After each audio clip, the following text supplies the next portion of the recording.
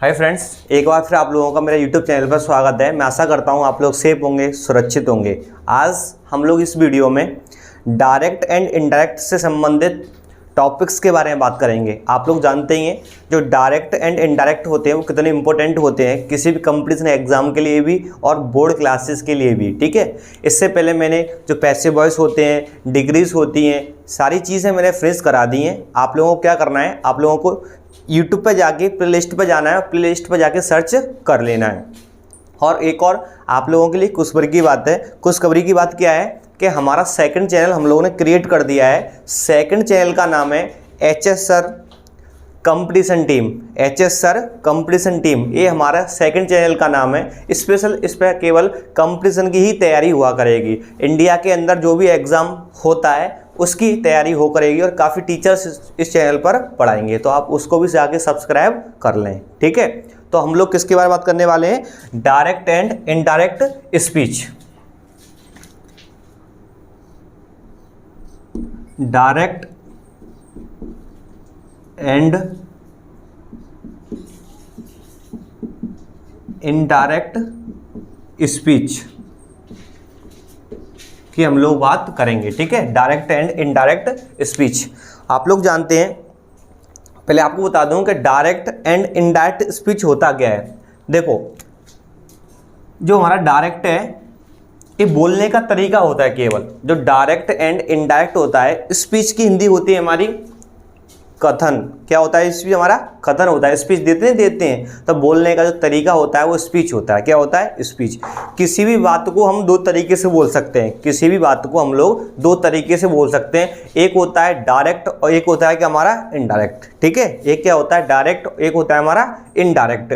तो आप लोग जानते ही हैं ना, मोस्टली देखो, जब आप डायरेक्ट इनडायरेक्ट नहीं समझोगे तो आगे आपके इनडायरेक्ट भी नहीं हो पाएंगे। तो हम लोगों को क्या समझना है, इसको सीक्वेंस के हिसाब से समझते हैं। एक तो हुआ हमारा डायरेक्ट स्पीच।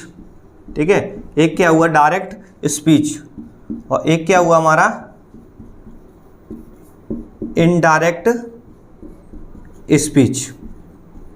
होता क्या है उसको देखना है। जब किसी बंदे की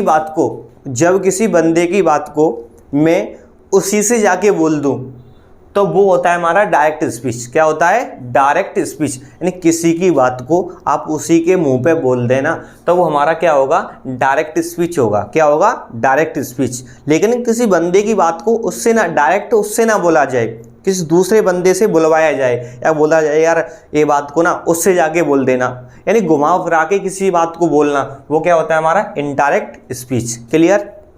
सीधी सी बात है। आप लोग एक अपनी लाइफ से कनेक्ट करके चलें कि किसी बंदे की बात को डायरेक्टली उसके मुंह पे बोलेंगे तो वो हमारा डायरेक्ट स्पीच होता है। क्या होता है? Direct speech. और घुमा फिरा के हम डायरेक्ट उससे ना बोलें, घुमा फिरा के बोलें, वो क्या होता है? हमारा इनडायरेक्ट स्पीच होता है। क्या होता है? इनडायरेक्ट स्पीच होता है। उसके बाद अब पहला क्वेश्चन ये बनता है कि डायरेक्ट और इनडायरेक्ट स्पीच कितने सेंटेंसेस का बनता है। मैं टेंस की बात नहीं कर रहा हूं, कितने सेंटेंसेस का बनता है। तो हमारा जो डायरेक्ट एंड इनडायरेक्ट स्पीच होता है ना, वो हमारा पांचों प्रकार के वाक्यों का बनता है, यानी पांचों प्रकार के सेंटेंसेस का बनता है। किसका बनता है? असर्टिव सेंटेंस का भी इनडायरेक्ट बनेगा, इंट्रोगेटिव सेंटेंस का भी इनडायरेक्ट बनेगा, इंपरेटिव का भी इनडायरेक्ट बनेगा, ऑप्टेटिव का भी इनडायरेक्ट बनेगा और एक्सक्लेमेटरी सेंटेंस का भी इनडायरेक्ट बनेगा।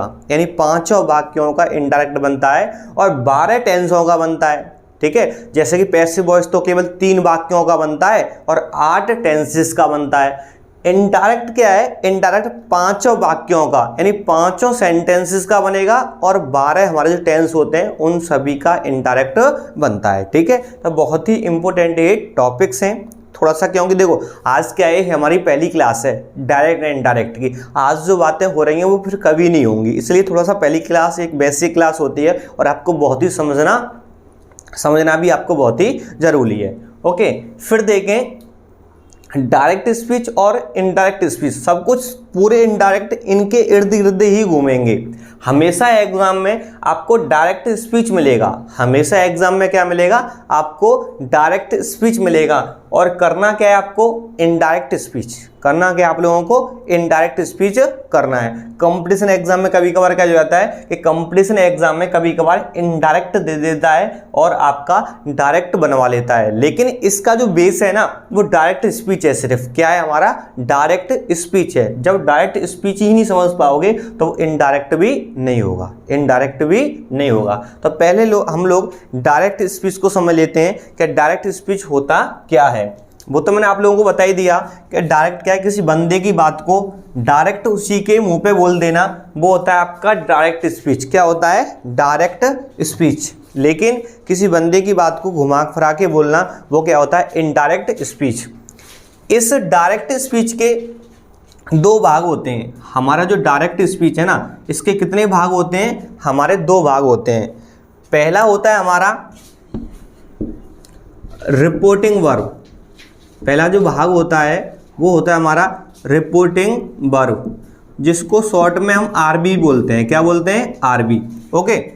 दूसरा होता है हमारा रिपोर्टेड स्पीच।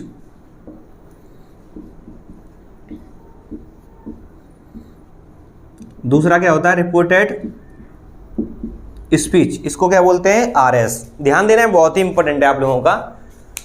कोई पूछ ले कि डायरेक्ट स्पीच के कितने भाग होते हैं, तो डायरेक्ट स्पीच के दो भाग होते हैं। एक होता है रिपोर्टिंग वर्ब और एक होता है रिपोर्टेड स्पीच। ये दोनों इंपॉर्टेंट हैं, ठीक है। इस समझ के तो आप इनडायरेक्ट भी आप समझ जाओगे। इन दोनों को बहुत ही आपको पूरे ध्यान के साथ, पूरी अटेंशन के साथ आप लोगों को समझना है। हर डिफरेंस एग्जाम के लिए इनडायरेक्ट इंपॉर्टेंट होते हैं, हर कंपटीशन एग्जाम के लिए इंपॉर्टेंट होते हैं, हर बोर्ड क्लासेस के लिए इंपॉर्टेंट होते हैं। तो हमारा जो डायरेक्ट स्पीच होगा ना, डायरेक्ट स्पीच के दो भाग होंगे। एक तो हमारा रिपोर्टिंग वर्ब होगा और एक क्या होगा, रिपोर्टेड स्पीच होगा। रिपोर्टिंग वर्ब को शॉर्ट में बोलते हैं आरबी और रिपोर्टेड स्पीच को शॉर्ट में क्या बोलते हैं, आरएस बोलते हैं। क्या बोलते हैं, आरएस। तो यहाँ से आगे हम जो बात करेंगे ना तो सीधा बोल दिया करेंगे हम लोग के आरबी बोले तो रिपोर्टिंग वर्ब, रिपोर्टेड स्पीच बोले तो आरएस। यहाँ तक क्लियर हो गया। अब समझना क्या है आप लोगों को, देखो कि रिपोर्टिंग वर्ब और रिपोर्टेड स्पीच, पहली बात तो भाग किसके होते हैं, वो डायरेक्ट स्पीच के ही भाग होते हैं। कोई पूछ ले कि हमारा जो आरबी है और आरएस है ना, वो किसका भाग है, वो हमारा डायरेक्ट स्पीच का ही भाग होता है। किसका भाग होता है, डायरेक्ट स्पीच का भाग होता है। लेकिन अब समझ लें कि एक्चुअली में रिपोर्टिंग वर्ब और रिपोर्टेड स्पीच क्या है।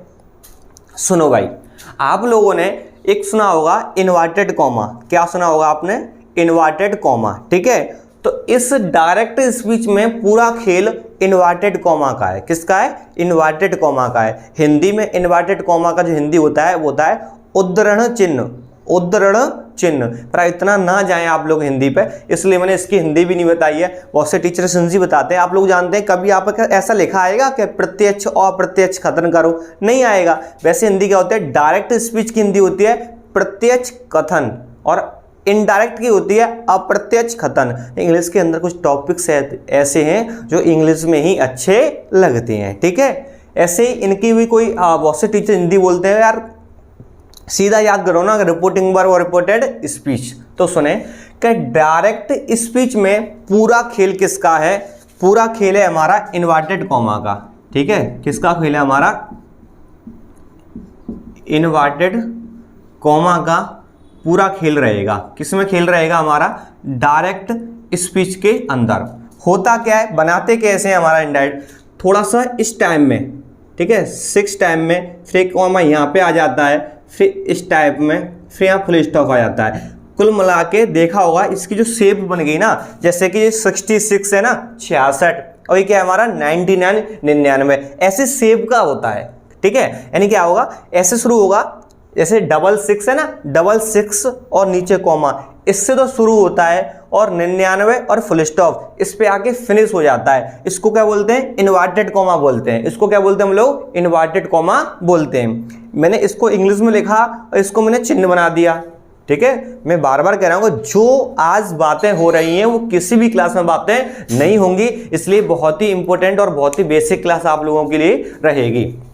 तो हमने क्या बात की, हमने बात की कि डायरेक्ट स्पीच में क्या होता है, इन्वर्टेड कॉमा का प्रयोग होता है। देखो डायरेक्ट में और इनडायरेक्ट में डिफरेंस यही है। अगर देखा जाए तो एक रूल के हिसाब से, अगर एक रूल के हिसाब से देखा जाए तो सीधी सी बात है, समझे कि डायरेक्ट स्पीच में तो इन्वर्टेड कॉमा हमेशा आएगा, लेकिन इनडायरेक्ट स्पीच में इन्वर्टेड कॉमा नहीं आएगा। यहाँ तक समझ में आया आप लोगों को? क्लियर क्या है, डिफरेंस यही है दोनों में, डायरेक्ट और इनडायरेक्ट में अंतर क्या है कि डायरेक्ट स्पीच में तो इन्वर्टेड कॉमा आता है हमेशा, डायरेक्ट स्पीच में हमेशा इन्वर्टेड कॉमा आएगा, लेकिन इनडायरेक्ट स्पीच में कभी भी इन्वर्टेड कॉमा नहीं आएगा। यहाँ तक क्लियर हो गया? डायरेक्ट स्पीच के दो भाग होते हैं, एक होता है रिपोर्टिंग वर्ब, एक होता है रिपोर्टेड स्पीच। रिपोर्टिंग वर्ब को आरवी और रिपोर्टेड स्पीच को आरएस बोलते हैं। क्या बोलते हैं? आरएस। यहां तक समझ में आ गया आप लोगों को? क्लियर? तो एक एग्जांपल देके आप लोगों को बता दूं कैसे क्या होता है। तो देखें,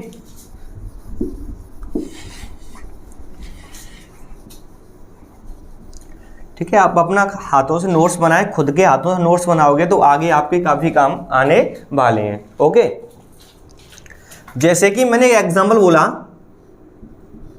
ही सेड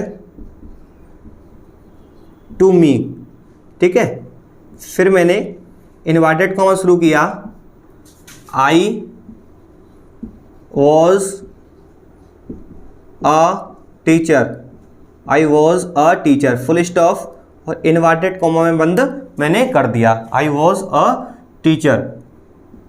ठीक है, इसको देखें, इसको पूरे की बात की जाए कि भाई साहब कि यहां से लेके इसकी बात की जाए कि पूरा वाक्य यहां से लेके यहां तक, ये वाक्य क्या है? ये वाक्य हमारा डीपी, ये हमारा वाक्य क्या है? डीपी है। डीपी बोले तो डायरेक्ट स्पीच है।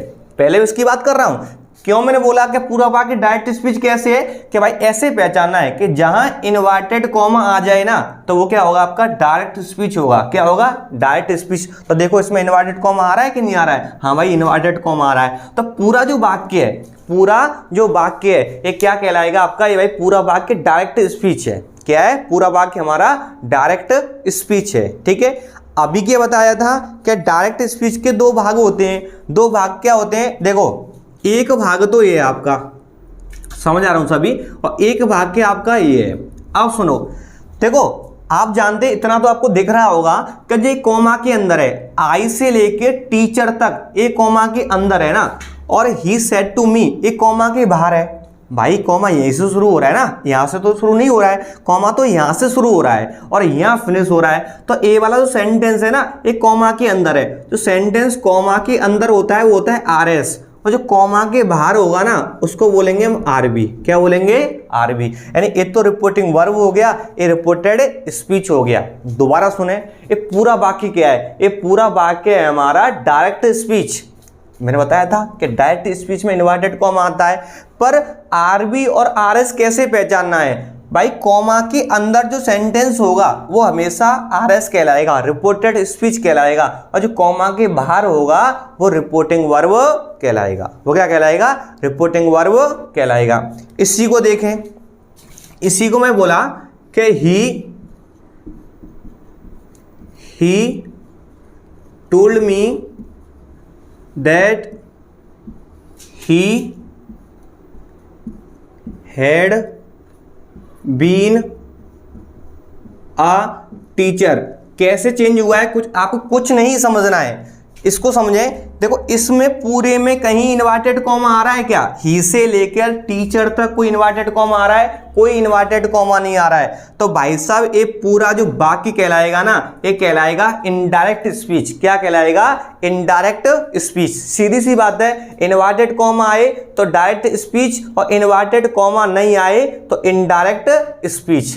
तो आज हम लोगों ने बेसिक बात की, क्या की कि डायरेक्ट स्पीच क्या होता है, इनडायरेक्ट स्पीच क्या होता है, डायरेक्ट स्पीच के क्या भाग होते हैं, इन्वर्टेड कॉमा किस में आता है और किस में नहीं आता है। ये बहुत ही इंपॉर्टेंट क्लास है। अगर आप इनडायरेक्ट सीखना चाहते हैं तो ये क्लास आपके लिए बहुत ही महत्वपूर्ण महत्वपूर्ण रोल प्ले करेगी। तो हम लोग थोड़ी सी आज बेसिक क्लास हम लोगों ने ली है। अगर आप लोगों को वीडियो पसंद आई तो प्लीज आप लोग लाइक करें, चैनल को सब्सक्राइब करें और शेयर करें। और हमारा जो सेकंड चैनल मैंने बताया था एचएस सर कंपटीशन टीम, उसको भी आप लोग सब्सक्राइब करें, क्योंकि वो कंपटीशन के क्षेत्र में क्रांति लाने के लिए एक नया चैनल क्रिएट किया गया है। Thanks for watching.